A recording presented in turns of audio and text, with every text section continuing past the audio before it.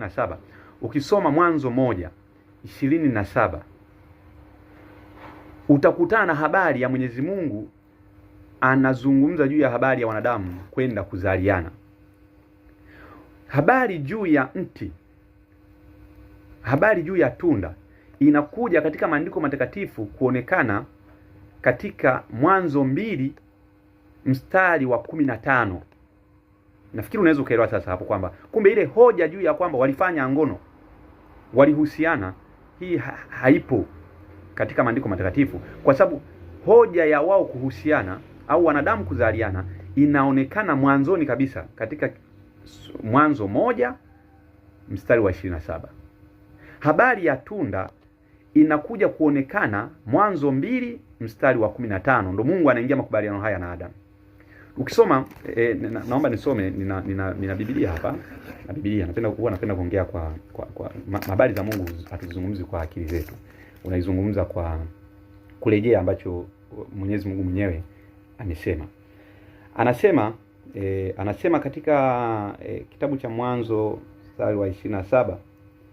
Anasema, basi Mungu akaumba mtu kwa mfano wake. Naam, kwa mfano wake Mungu alimuumba. Mungu alimuumba mwanamume na mwanamke. Anasema ukienda mpaka mstari wa 28, ukianzia hiyo 27, mstari wa 28 Mungu anasema, Mungu akawabariki na kuwaambia, zaeni muongezeke, mkaijaze nchi na kuimiliki.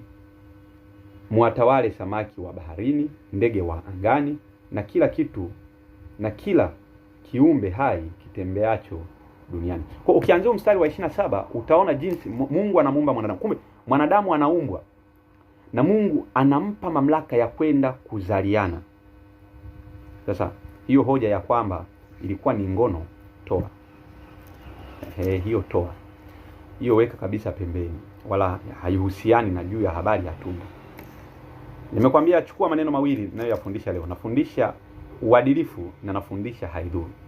Uadilifu ni neno linalotoka mbinguni moja kwa moja. Mwanadamu anafundishwa kuwa mwadilifu. Ndio jinsi ambavyo Mungu anatawala viumbe vyake, kwa kuvifundisha kuwa viadilifu.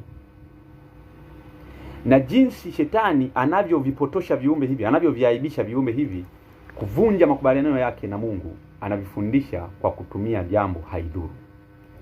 Hiyo ni janja ya shetani katika kukuchukua wewe. Sasa hii habari nikazungumza juu habari ya tunda